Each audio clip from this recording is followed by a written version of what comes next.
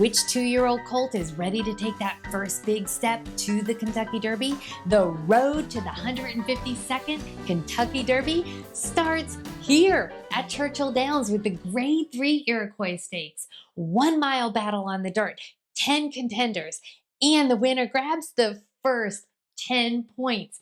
In this video, you're going to get everything you need to know about each of the contenders. A full analysis, angles, pedigrees, insights on the trainers, sharp stats you're not going to find anywhere else. Facts and figures are going to give you the winning edge. I give you the stats and you make the picks. Hi, it's Maura from Trifecta and a little bit extra. And today I'm going to cover all the contenders of the Iroquois Stakes. Now, I make sure all the contenders are covered so that you have everything at your fingertips to make an informed selection. Now, before we get started, I just want to say this. Horse betting is not legal in every state. So if you're betting, make sure it's legal. Now, a couple weeks ago, I did 3 videos, the Spinaway, the Jockey Club Gold Cup, and the Pacific Classic. And I said, hey, drop me a comment below. 1, you know I love those comments because I really want to make this a community. And 2, I want to highlight a viewer on this intro. So I'm going to pick a viewer's name out of a hat. And of course, what hat would I select for the Iroquois? But my last year's Kentucky Derby hat. And if you're a lady going to the Kentucky Derby and you want to select a hat, I highly recommend the Hat Girls. I featured them last year in this video. So after the one you're watching, go take a look. Everybody's name is in this hat. And the viewer I'm going to select to highlight is Oswaldo Laffey. Oswaldo Laffey. Thank you for dropping me a comment. I know you've been a viewer for some time and you're like, hey, I really want to see your Pacific Classic video. Thank you for waiting and watching and dropping me that comment. And you know what? Again, making this a community. So at the end of this video, drop me a comment. And here's what I want to know. Who do you think is going to go from this race into Kentucky Derby 152? Now it's been done. Last year we had fan favorite Sandman in this race and Kentucky Derby 152 and Owen Almighty. So drop me that name. Now let's get started on the Iroquois. Let's get started with a few things that you're going to want to look for to find your winner of the Iroquois Stakes. First, these are 2-year-olds going a mile. That is a very long distance for them. So if they have not gone that distance before and performed well, then make sure we're looking for a stamina pedigree. The second thing is this, a stalking style. This is a 1-turn mile at Churchill Downs. More often than not, the winner has a stalking style. Now, you can have gate-to-wire winners. We saw that last year with Jonathan's Way, but stalking styles win more often than gate-to-wire. The third thing is this. We are looking for nuggets of talent. Winners in their last race make up 70% of the winners in this race. Also look for progression, that they're putting it all together. Or maybe they're just getting something different, like an equipment change or going from turf to dirt. Finally, track familiarity. Now, you don't necessarily have to have had experience at Churchill Downs, but it often helps. Now we are moving on to the horses, and the number 1 horse is Nothing Personal. Trained by Greg Compton, he'll be ridden by Jaime Rodriguez, a $250,000 colt by Violence. Now, Violence is known to produce memorable 2-year-olds who get on the Kentucky Derby trail. Remember Forte in 2022, who went on to be our Breeders' Cup Juvenile Champ. Violence has a 20% win rate as a sire of 2-year-olds. Do you want a horse that showed some flashy talent? Well, this is your horse. One and only race at Colonial Downs, 7 furlong, $70,000 maiden race. He tracked a very fast pace behind 2 leaders, then went by and won by a whopping 8 lengths and earned one of the best buyers in this field of a 76. And oh, by the way, first time out and a smidge off the track record. As he went on by, I'm sure he said, hey, sorry, not sorry. Nothing personal. He's got a lot of early speed and is a top contender in this field. The number 2 horse is Sometime. Trained by Mark Sims Jr., he'll be ridden by Luan Machado. Now, this horse is sired by Take Charge Indy. And Take Charge Indy has had progeny in the Kentucky Derby like Long Range Toddy and Noble Indy. But Sometime so far, he's been sticking with sprints. 2 times out, both at Colonial Downs, a win in a show. First time, 5.5 furlongs, $70,000 main race. Went right to the lead, dueled, and dead heated with Magic Wallet. Now, having a duel in a dead heat is interesting because that means he's battle tested. He earned a 53 buyer. You have to ask yourself, who did he beat that day? What was the strength of the competition? Well, the horse he had a dead heat with did improve next time out with a 67 buyer, but the other horses, so-so. Sometime also improved next time out.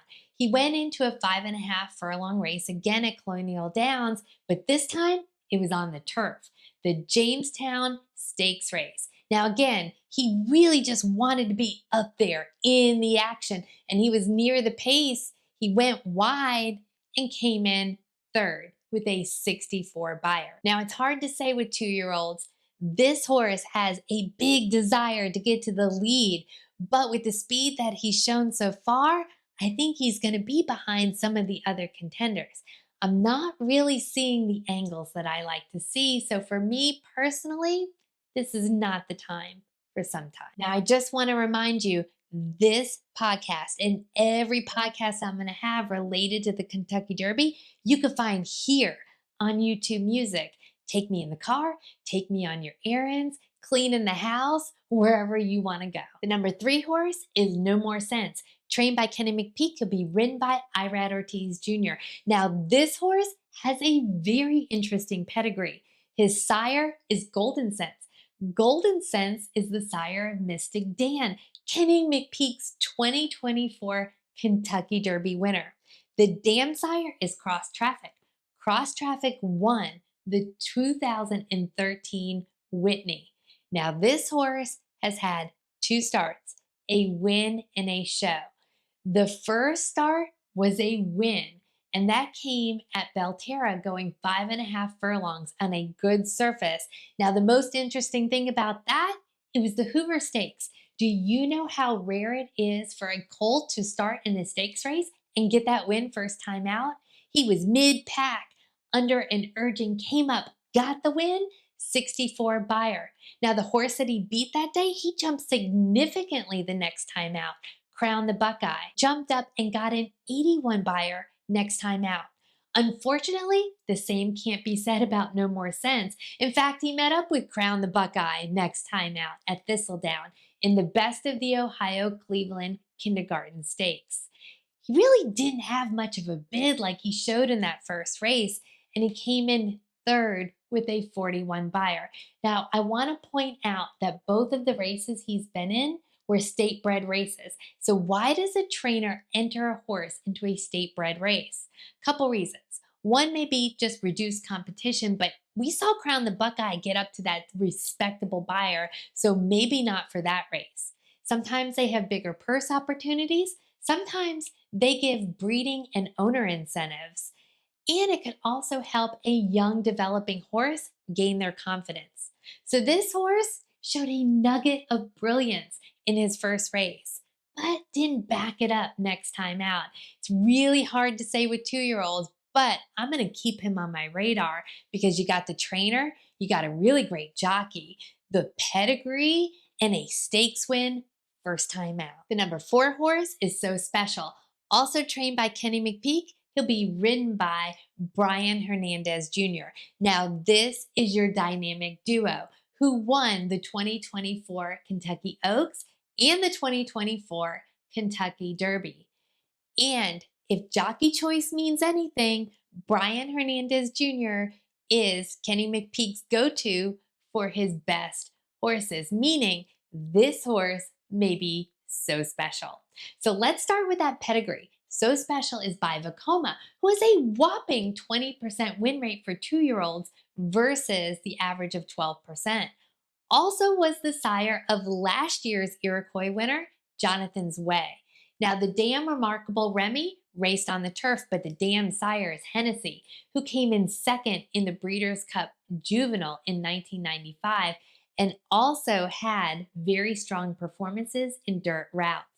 There are 2 races under So Special's belt, both at the longer distances. So take note of that, a mile and a mile and a 16th. One of 2 horses in this race who have gone this longer distance. Both were on the turf, which kind of makes sense when you look at the dam. Has a win and a place. The first race was a mile race on the turf, a $100,000 maiden race at Ellis Park. And in that race, So Special stalked the leader in second and third. And that's what you want to look for, a horse that could be patient and stalk. Tried to take aim at the leader in the stretch, just couldn't get there. Had to duel for second, got second with a 45 buyer. The next stop is another $100,000 maiden special weight at Ellis Park, this time going a mile and a 16th.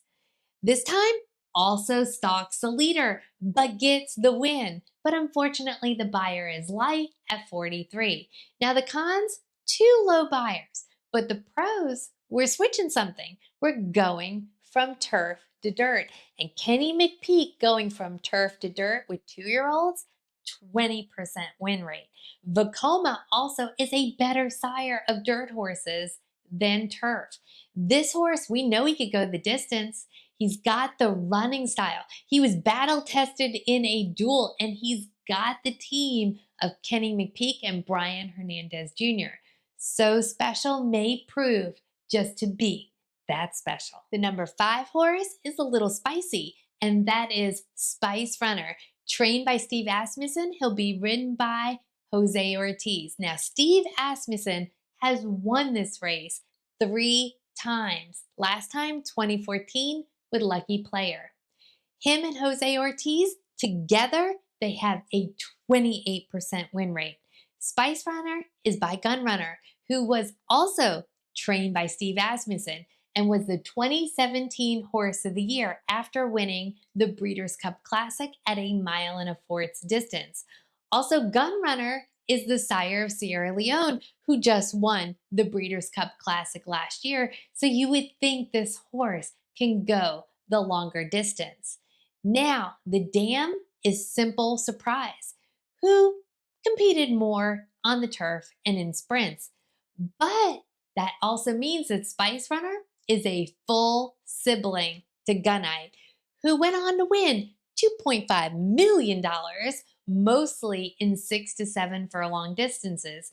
Not necessarily so much the mile. But who trained Gunite?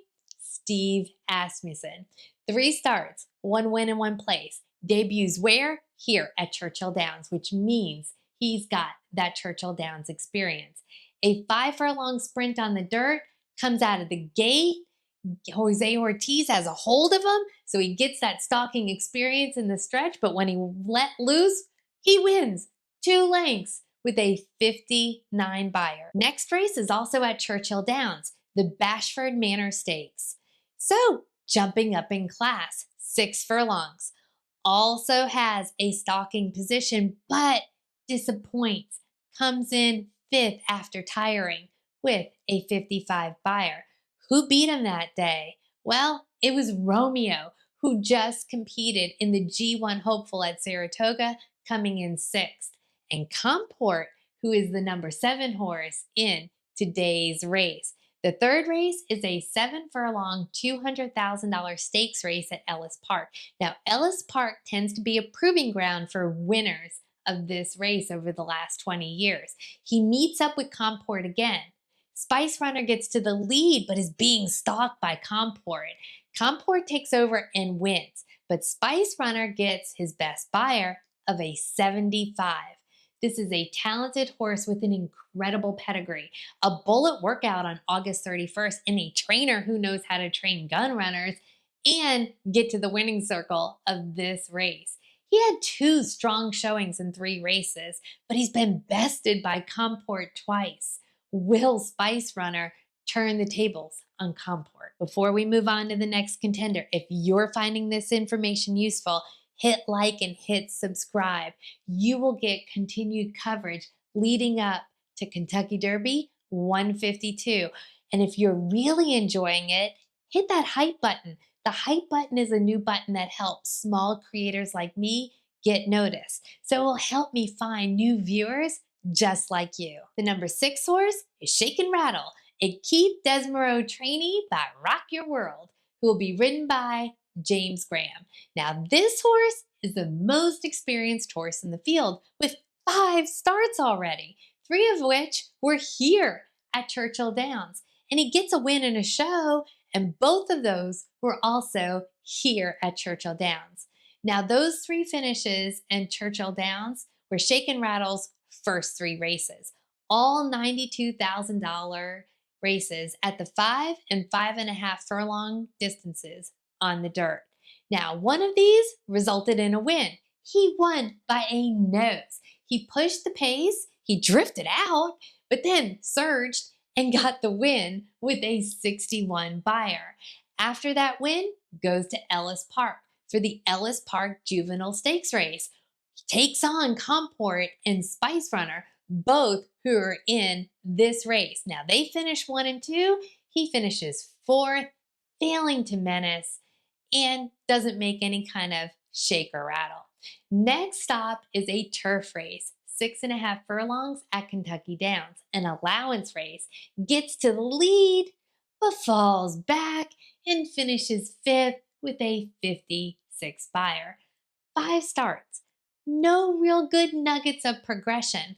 The sire's not really known for dirt routers, and he's got some low buyers all going against him. Now the pros is he has 3 starts at Churchill Downs and has that win. But for me personally, Shake and Rattle won't be rolling into my win contender. The number 7 horse is Comport, trained by Eddie Keneally, who'll be ridden by Tyler Gaffleone. Now this horse is a very strong contender in the race. 3 starts with 2 wins and a place, so never out of the exacta. Now let's start with Comport's pedigree. His sire is Collected. Collected was an outstanding distance horse, winning the Pacific Classic in 2017 at a 1.25 mile distance, and also finishing 2nd in the Breeders' Cup Classic. But when you look at Collected's progeny, the names that stick out are either fillies like Taxed and Lemon Muffin, or colts that run on the turf. So just keep that in the back of your mind. 2 of his starts are at Churchill Downs, a win and a place. So he gets that Churchill Downs experience and also a win here. The win came in a 5.5 furlong maiden special weight in June, pressed for the lead throughout. That stalking running style that we like to see. Wins by 2.25 lengths with a 63 buyer. At the end of June, Comport enters the Bashford Manor Stakes, 6 furlongs here at Churchill Downs. Meets up with Spice Runner, who's also in this field. Now he kept the pressure on, but comes in 2nd with a 77 buyer. The winner, Romeo, just went on to get 6th in the G1 Hopeful at Saratoga. Next up for Comport is Ellis Park, the Ellis Park Juvenile Stakes, a 7 furlong race, and again meets up with Spice Runner. He was the favorite that day. They both get out of the gate well. Now Spice Runner gets to the lead. Comport just sits right off of his outside in stalking style, the running style I like to see. Now it's a fast-paced race, under 23 for the first quarter. Around the turn, Comport puts a head in front, but he goes wide. So Spice Runner is coming back, but Comport surges and gets the win by 2 with an 80 buyer. Now, if you haven't been keeping track, this horse is increasing his buyer in every race. So the progression is real. And the racing style of stalking is exactly what I'm looking for. You're also seeing some really fast workouts, 59 and change for 5 furlongs at the end of July. Also, that Churchill Downs experience with a win and a place. I also like the fact he's got Tyler Gaffalione aboard. Now, Tyler was also on him for his last race.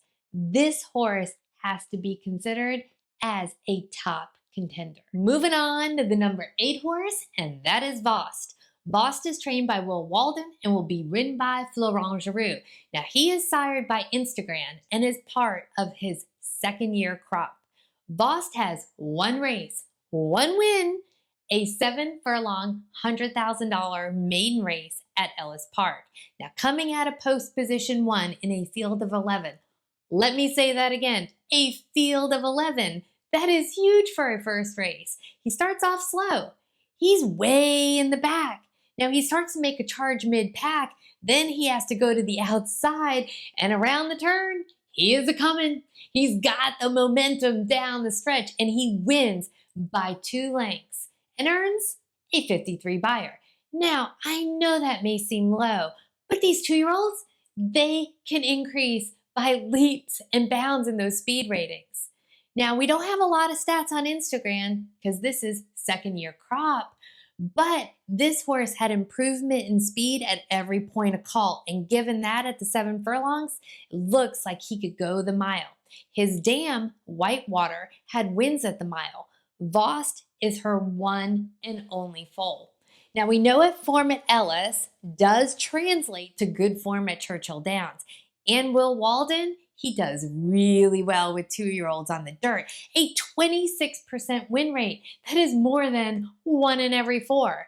I also see some really fast workouts, including a bullet. Now, if the pace melts down, and yeah, that could happen with 2-year-olds because they may not know how to pace themselves, this horse has really late, fast pace. Vost is one that has potential, and you can't ignore in this race. The number 9 horse is 9 Ball, appropriately named. Trained by Riley Mott, he'll be ridden by Jaime Torres. Now, 9 Ball also has 1 and only race at Ellis Park, a 5.5 furlong, $100,000 main race on the dirt. And in this race, he begins a bit slow, 6th or 7th in a 9-horse field. Going around the far turn, he's coming with momentum on the rail. And then that final turn goes to the outside, gets the lead, wins by 3/4 of a length with a 63 buyer. 9 Ball has only been tested in a sprint race. Can he get the distance? Well, he's by Code of Honor. Code of Honor came in 3rd in the Kentucky Derby and won the Travers in 2019, so you think he could get the distance, but this is Code of Honor's first crop of foals, and 9 Ball is actually his top progeny. The dam, Alidaria, was more known for sprints. Now, from a trainer point of view, Riley Mott has had 66 starts with 2-year-olds on the dirt and only 6 wins. I'm not sure 9 Ball will actually have this one in the pocket. The number 10 horse is Maximus Prime. Trained by Anthony Mitchell, he'll be ridden by Luis Saez. Now, Maximus Prime was once trained by the late Larry Demerit. Larry actually won this race in 2023 with West Saratoga. And in May, Larry passed away at the age of 75. And if you don't recall, Larry Demerit saddled West Saratoga in the 2024 Kentucky Derby, achieving his dream. Now, Maximus Prime is still a maiden, meaning has yet to win a race. 3 races in 2 places, and one of those races was here at Churchill Downs. He began his career at Keeneland in April, coming in 2nd in a 4.5 furlong race. Then comes here to Churchill Downs for a stakes race at the beginning of May, the Kentucky Juvenile Stakes. Now, he was racing in the back of the pack and comes with a surge, capturing 2nd with a 54 buyer. In August, he goes to Ellis Park for a $100,000 maiden race at this distance. Now, pay attention to that because he's one of 2 horses in this race to have actually gone this distance. He bubbled at the start in a field of 10, raced mid-pack, and ended up finishing 4th with a 59 buyer. Now, his sire is Maximus Mischief. the sire of Raging Torrent, who won this year's Met Mile. Mile being that key term you want to pay attention to. Now, I understand this horse would need to improve greatly, but how great would it be if he won this race for the late Larry Demerit at the same track where he lived out his dream with a horse that won this race in 2023? Now, he does have a strong late kick and experience at this distance, so will Maximus Prime bring a tearjerker on Saturday? Now it's your turn. Drop me a comment below. Tell me, who do you think is a contender in this race and going to make it to Kentucky Derby 152? Make sure you hit like and hit subscribe, and try that hype button out. Don't miss out on my Derby coverage. Also, Breeders' Cup coverage coming soon. I hope you all find your winner on Saturday. Cheers.